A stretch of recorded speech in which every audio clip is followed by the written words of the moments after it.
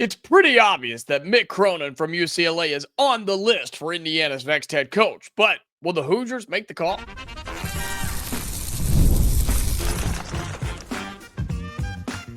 You are Locked On Hoosiers, your daily podcast on the Indiana Hoosiers. Part of the Locked On Podcast Network, your team every day. Welcome in. It is the Locked On Hoosiers podcast. I'm your man, Jacob Goins. I appreciate you being here, making this your first listen or your first watch every single day. We are part of the Locked On Podcast Network, which is your team every day. We're going to take a look at the latest Big Ten tournament outlook because Penn State seems to be a little upset after last night's loss, which we're going to talk about as well with the new format, right? With 18 teams, only 15 make it to the tournament. So we'll look at that outlook based off of last night's games, including Indiana beating Penn State inside of Assembly Hall without Malik Reneau. All of that coming up on today's episode. But we start with more coaching search talk because that's what everybody's talking about right now around Indiana, around the Big Ten, and heck, around college basketball. Man, I've got people from everywhere that I know hitting me up, asking me, man, who's it going to be? Who's the next head coach? Who's on the list? And a name that I continue to tell them that I think is fairly obvious is on the list for IU is Mick Cronin from UCLA. And the question that I have, I'll lay it out to you like this. He's on the list, and I think that is a 100% fact that Indiana has him written on the whiteboard somewhere. The question is, will they make the call? Will they pick up the phone and call Mick Cronin? And I say that in a couple of different ways. Do they want to pick up the phone and call, or would it be a situation where they almost have to pick up the phone and call? I don't know this for certain right now about him in particular in this coaching search.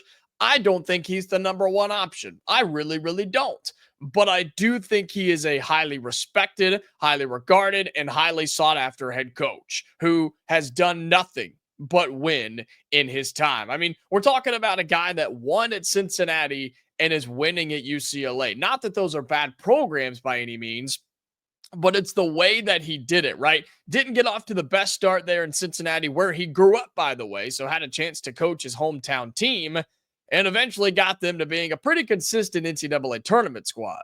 He then took the job at UCLA, where you'll remember in the 2020 and 2021 season, they went from the first four of the NCAA tournament all the way to the Final Four. So he's kind of got it going on. He kind of knows what he's doing. And there's some backlash about Mick Cronin as a person, right? As the coach that he is on the sidelines. And we've had several conversations about guys like him, right? I think Chris Beard's in that category. Heck, Bruce Pearl was in that category too. Nate Oates was in this category, where you are somewhat worried about how they display themselves, I guess, for not a better way to say that. I'm sure there is, but the way that they act, the way that they carry themselves on the sidelines, and heck, even into the media room and in front of the press as well. We heard Mick Cronin publicly criticize his players this season about his own UCLA squad.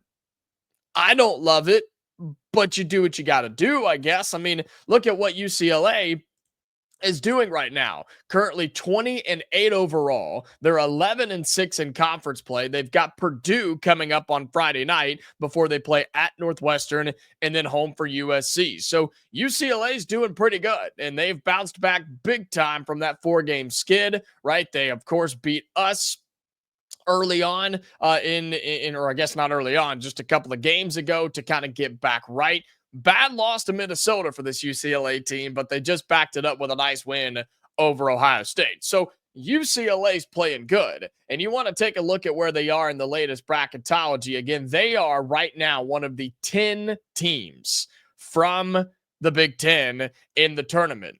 Mick Cronin's got him as a 6 seed. He's got his squad as a 6 seed, according to Joe Lunardi on ESPN. I think he would be a really good coach. I think he would win big recruiting battles. I think he would hit the transfer portal. I think he would raise money. I think not that Indiana needs more money, but he would be able to do it, and he would be really, really liked by a lot of fans. But I also think Mick Cronin would not be liked by a big majority of maybe not a big majority, but a a small majority, if that makes sense. A loud small group of fans would not be happy with him because, again, the way that he kind of carries himself. And look, if you do that and you win, it doesn't matter. And if you've watched UCLA, if you watched Cincinnati back in the day, you know what I'm talking about. He is very colorful. He's very emotional. He kind of goes crazy sometimes, but he wins basketball games. He wins. He wins games. And so if Indiana wants a winner, you make the call. If you want somebody that will love the Midwest area and be recognized in the Midwest area, you give him a call. If you strike out on a couple of more people, you may just give him a call. But will Indiana have him at the top of the list right now? And remember, I keep reminding people of this. We're still in basketball season. So you're not really making a ton of calls to active head coaches right now. You're putting out feelers. You're talking with people behind the scenes, maybe even getting agents involved, but you're not talking to Mick Cronin himself right now. Same thing with Scott Drew or with Otzelberg or any of those guys. You're not talking to them directly right now. And guess what? They don't want to talk to you either because they're in the middle of coaching big time NCAA programs and NCAA tournament teams. Okay. They don't want to talk about this right now, but that doesn't mean they're not interested. I just wonder where he is on that list. I'm going to say my personal opinion, second or third would be my guess. I don't think he's one, but I don't think he's five. I think he's somebody that if Indiana needed to, they would pick up the phone. They'd be okay with picking up the phone. And I think Mick Cronin says yes. I really, really do. I think he would leave Los Angeles, a place where income tax takes 80% of your money. You're worried about a lot of other things other than basketball. Just come home. Just come on back to Bloomington. Come on back to the Midwest. Come on to Indiana, where life is good and all you got to worry about is winning basketball games. There's a ton of pressure there, though, right? Ton of pressure. We talked about this on our episode yesterday about Otzelberger from Iowa State. Could he handle it? This would be the most pressure he's ever had. The most pressure he's ever had. I love Cincinnati. It's a great place and a great school, but the pressure's not like it is here. UCLA, same thing. They don't have the money. They don't have the fan base. They don't have the resources to put the pressure on you in basketball like Indiana does. So it's a step up in job, and his buyout is significant, and it drops to $10 million on the 1st of July, which I know it's crazy to say it drops to $10 million, but it does. Indiana's not worried about the money aspect. So for anybody that may have that concern, I'm telling you, that's not an issue. Indiana will pay whatever they need to pay to get rid of Woody and to hire somebody else. Could that be Mick Cronin from UCLA? I think he's on the short list. I really, really do. Question is, will Indiana make the call? All right, coming up here on Locked On Hoosiers, the Hoosiers, yes, they beat the Nittany Lions last night inside of Assembly Hall. Had to do it without one of our best players and didn't know it until late in the evening. We'll talk about that coming up next right here on the Locked On Hoosiers podcast.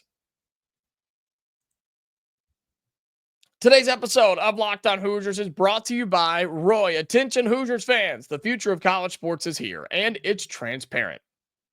Before the Roy app, NIL negotiations often happened under the table, and fans didn't have a clear way to directly support the athletes that they love. Now with Roy, you get to be a part of the change and support Indiana athletes in the most transparent way possible. Roy, the NIL app, allows you to choose the player you want to support, decide how much to contribute, receive exclusive content from the athletes that you back. And the best part, if your player transfers, you get your money back. It's a risk-free way to show your support. The Roy app is giving fans the control. No more uncertainty. Now you can provide transparent, impactful support and help shape the team and the future of college sports with your contributions. Download the Roy app now from the App Store and start backing Indiana athletes the way they deserve with transparency, trust, and real impact. This is the future of college sports. Join it now by downloading Roy and supporting your favorite players. Again, download Roy to support your favorite players.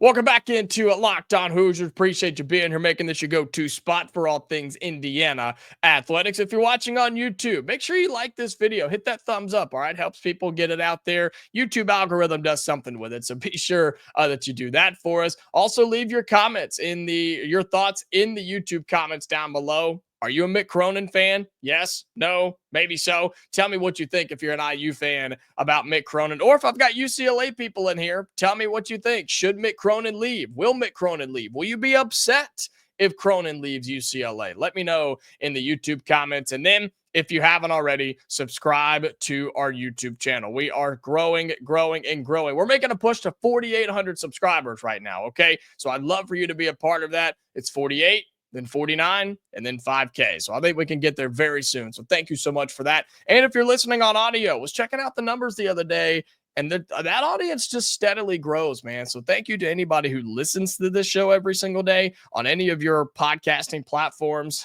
Be sure you keep leaving those 5-star reviews. Have those notifications turned on for things like our Big Ten Squad show today, which I'm just going to tell you, I got to host it today, which means I got to control the topics, and we got some Indiana stuff in there for you. So be sure you have your notifications turned on and check out our Big Ten Squad show coming up later this afternoon. And thank you again so much for being a part of it. All right, Indiana was back in action last night. We took on Penn State, hosting Penn State, the second worst team in the Big Ten. Shouldn't be any worries here, right? Shouldn't have been any stress. Should have just taken care of business, man. Indiana, we're almost a tournament team. Penn State doesn't even know what the tournament is. They may not even make the Big Ten tournament. More on that in the last segment coming up in just a little bit. But no, it wasn't easy. It wasn't easy. It wasn't stress-free. It wasn't a relaxing evening watching Indiana basketball, because how many times has it been? And I asked for that yesterday. I said, can we just go in here and take care of this? Can we just handle business here for a moment? Can we just beat the brakes off this team? Nah, couldn't do that for a couple of reasons. One, I want to give credit to Penn State. They played their ass off. They did. They played really hard. They played really good, and they came up short again. That's a Penn State team that, while they're not good enough to compete in this conference this year, they've got some dudes. And Ace Baldwin is one of them, who had another really good game last night against Indiana. Now, the crowd let him know about it. The student section was on him all night long, and he still performed at a high level. So give him a ton of credit, man. Penn State just doesn't have the horses. They just don't have the dudes. And it showed last night against an Indiana team that we had to fight for 40 minutes down the stretch. We were losing consistently by 3, 4, 5, 6 points. And we were winning, and then we were losing, and then it was tied. I mean, the lead changes in this game were insane. I didn't feel good coming down the stretch, though. I don't know how you feel, or how you felt, I should say.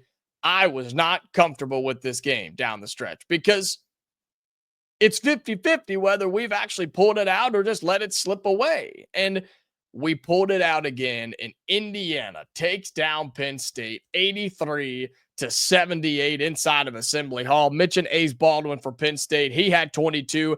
Every starter for the Nittany Lions hit double digits. Yes, you had 22, 16, and 3 of them with 10. Another guy, Nick Kern, off the bench, he had 10 as well. He's the one that burned you the first time you played Penn State. Other than that, nobody else scored. So they had 6 players score, all of them in double digits, and you give up 78 points to Penn State. I don't love that. Okay, I don't love that fact. But what I do love is in a game where Malik Reneau does not play. We learned right before tip-off that he came down with an illness. He was not doing well. Turns out he got taken to the hospital. Okay, we didn't know that at the time. We learned that afterwards. Mike Woodson gave us all an update. They took Malik to the hospital. And so there are bigger issues here right now. We hope he is getting better. We hope he feels better. We hope he's getting the proper treatment that he needs. And Mike Woodson had a quote that said, obviously, the quicker he can get back, the better off we'll be. But we want him to do what he's got to do to get better. And so without Malik Reneau, who I said in the show yesterday was a major factor for Indiana to win this game, you now have to go back to Oumar Ballo, where in the game against Purdue, it wasn't Ballo. It was Reneau. You found something with Malik. You found something without Oumar Ballo and Mackenzie Mbako. That was a big one too that you have to remember. Mackenzie Mbako now had to get back in that starting lineup a little bit and actually play some good ball, and he absolutely did. Indiana offensively did what we needed to do. You got 20 from Ballo. You got 16 from Trey Galloway. More on him in just a second because he deserves all the love in this game. Mackenzie Mbako had 13 on efficient shooting. That's the big thing for me, other than the free throw line where he went 0 for 4. You're 6 of 11 from the floor, 1 of 3 from deep. Fine by me. That is perfect for Mackenzie Mbako. Give us double digits.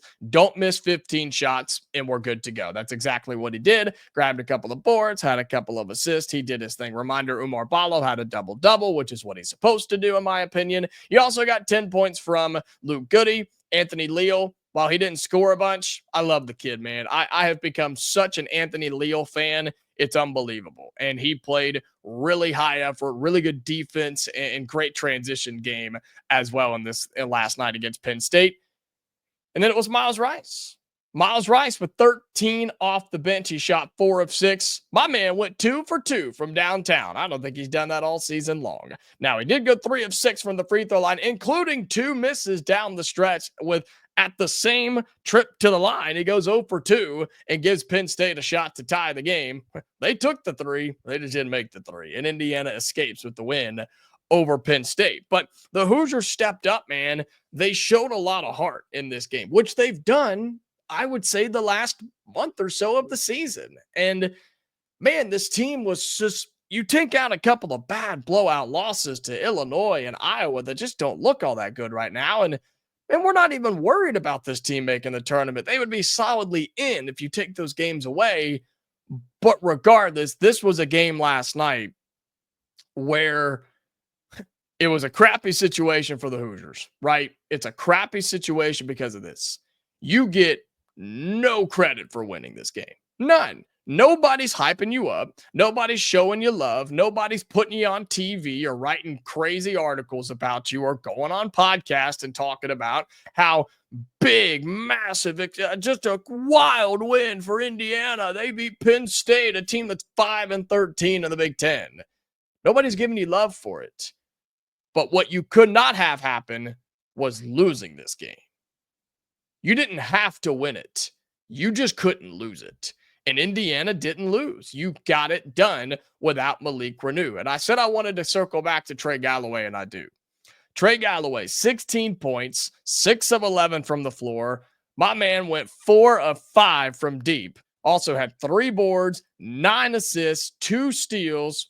Did have 6 turnovers. We will excuse that because of everything else that he did. This was vintage Trey Galloway last night. Vintage Trey Galloway. And he finally broke through in his last year at Indiana. He finally had that game that Hoosiers fans have been begging to see. We've been wanting to see. And you got to have it inside of Assembly Hall. And look, it's plain and simple. Trey Galloway doesn't have that game. Indiana loses to Penn State. And then we're right back outside the bubble and trying to fight our way back in. I believe that. I really do believe that. I think this loss would have been detrimental to our NCAA tournament hopes, and you didn't lose. You found a way to win. You found a way to win, and Indiana does that 83-78. That's a scrappy Penn State team, one that if they were to make the Big Ten tournament, which it doesn't look like they're going to, more on that in a second, they would get somebody. I feel like they're a tough team, man. They're a tough team. They just haven't been able to break through this season.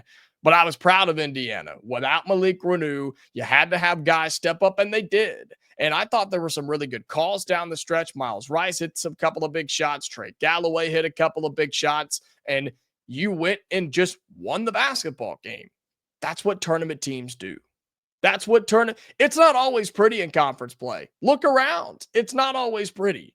But you got to get the wins where you can get them. And Indiana did just that with a very impressive win, in my opinion, over Penn State at home. We got 3 games left. Now we go out west to take on Washington, the worst team in the Big Ten, Oregon, right there in the middle of the pack, and Ohio State, right there in the middle of the pack as well, who just beat USC last night as well. So Indiana's got some work to do. but you got a win that you needed, and you avoided a loss you could not afford by beating Penn State 83-78.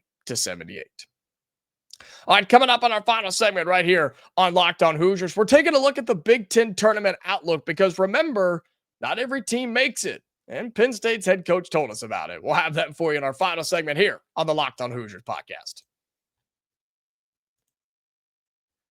Today's episode of Locked On Hoosiers is brought to you by Fabric. Life moves fast, especially when you have a family. One day you're watching your kids take their first steps, and before you know it, they're off to college. That's why securing their future is so important. Fabric by Gerber Life makes it simple to get them term life insurance that it fits your family's needs. With Fabric, you can apply for term life insurance online right from your couch. You can be covered in under 10 minutes. And in many cases, no health exam is required. You get peace of mind. If you're a parent out there, you want to make sure that your family is financially protected no matter what happens. Fabric gives you that peace of mind. And it's affordable coverage. You can get $1 million in coverage for less than $1 a day. So protecting your loved ones doesn't have to break the bank. Join the thousands of parents who trust Fabric to help protect their families. Apply today in just minutes at meetfabric.com/lockedoncollege. That's meet,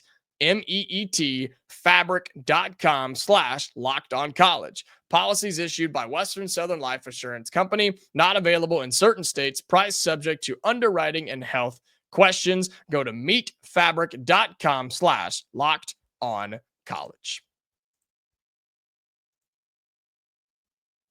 Final segment here on today's episode of Locked On Hoosiers. Again, just so thankful that you're here and so happy that you're here and hope that you're having as much fun as I am. We talked about Mick Cronin possibly leaving UCLA to come to Indiana. Also covered the Hoosiers' big win against the Nittany Lions. But what's the Big Ten tournament outlook right now? What does who's in and who's out? And it's crazy that we have to ask that question with the Big Ten tournament. But I feel like some people forgot about this, and I don't think it's been talked about enough, which is why I'm bringing it up right now, thanks to the help of Penn State's head coach last night, who he let people know.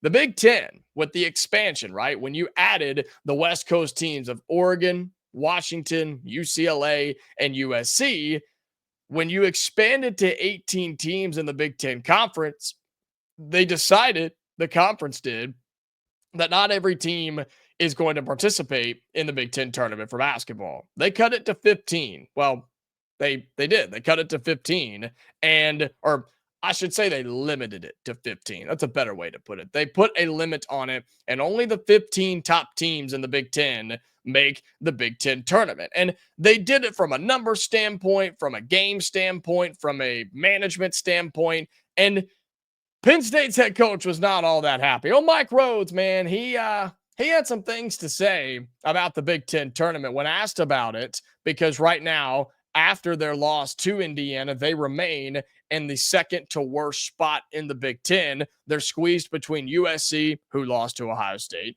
and Washington, who hasn't beaten hardly anybody. Those three teams right now are not qualifying for the Big Ten tournament. Here's what Mike Rhoades had to say last night. I'm not going to read it all. It's a pretty big quote, but I'm going to read you some of it. He says, quote, "I think that's horse bleep, to be honest with you." He goes on to say, "We talk about everybody bangs their chest about the student athlete experience. And then we're the Big Ten and we're keeping three teams out of it. And you've seen how we played today. We had a tough stretch. We had a crazy schedule too. But I don't think you take away the experiences from the student athletes. I think it's ridiculous. I think it's not professional. The leaders got to do a better job talking that through, because last year we went to the tournament and we beat a team. If we have one box out, we beat Indiana. Now we win 2 games. You don't think we could do that this year if we went? There's a lot of hypocrites right now in college athletics when it comes to things like this. And he goes on to talk more about the student athletes. So Mike Rhoades is obviously not pleased with this idea. He's obviously not happy with it, but he waited until there's 3 games left in the season when his team's not going to make it to make his thoughts known. You do what you got to do, I guess, right? Here's my thoughts on this before I give you the latest outlook on the Big Ten tournament. I understand where he's coming from. I totally do. I get it. From the student athlete perspective, yeah, it sucks to have kids who don't get to participate in the Big Ten tournament.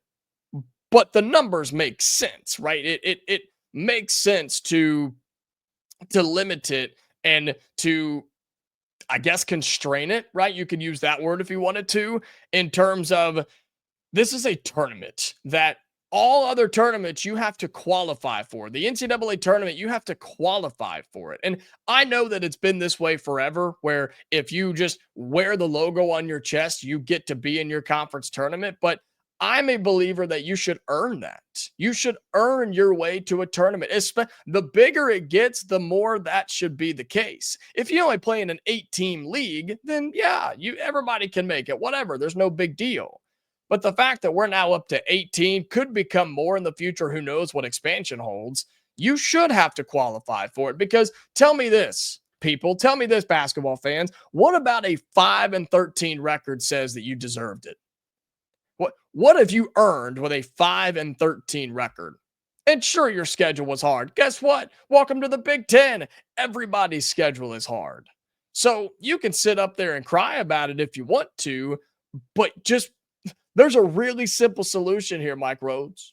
Really simple. And not just him, to anybody that has a problem with this. And look, we would be upset too if it were Indiana in this spot, but I promise you, on everything I own, I would say the exact same thing. I would say it to Mike Woodson. I'd say it to Tom Izzo. I'd say it to whoever wants to listen as a Big Ten coach. You don't want to be left out of the Big Ten tournament? There's one simple solution. Win more games.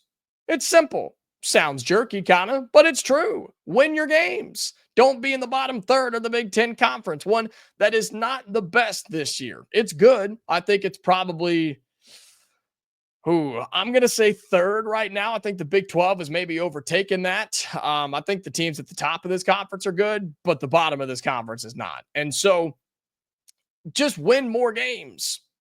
It really is that simple. It really, really is. And thankfully, Indiana is not in a position to miss the tournament. We are going to be near the bottom, however, and be playing some of those early games. But the teams being left out right now, USC, Penn State, and Washington. But that could also be Minnesota, Iowa, or Northwestern, because listen to this. Those three teams, along with USC, so those four squads are all 6-11. Then you've got Penn State 5-13. Then Washington at 4-13. So the team that third team that gets left out is going to be kind of wild, because one's going to be left out and the other three are just barely going to get in. You've got teams like Rutgers and Nebraska who are in, working bottom to top here. Then Ohio State. This is as of Thursday morning, so just keep that in mind. Indiana's right there after Ohio State. Oregon's right there, so just shows how important those two games are. You play the team in front of you and the team behind you in your final three games if you're the Hoosiers. Then there's Illinois, Purdue, UCLA, Maryland, Wisconsin, Michigan, and Michigan State. And how about that win for Michigan State, man? Oh my God. A 3-quarter court buzzer beater after blowing a lead to beat Maryland to stay at the top of the Big Ten. Wild stuff from Tom Izzo and Michigan State. But that's sort of what the Big Ten tournament looks like right now. Hoosiers are in. We're fine. I've had my thoughts and put my thoughts out there about conference tournaments, but more on that on a later date. My answer is, if you don't want to be left out, win your games. It really is that simple. All right, that's it for today's episode of Locked On Hoosiers. Again, thank you so much for being here, man. I cannot express how much fun I'm having. I hope you're having as much fun, or maybe more than I am.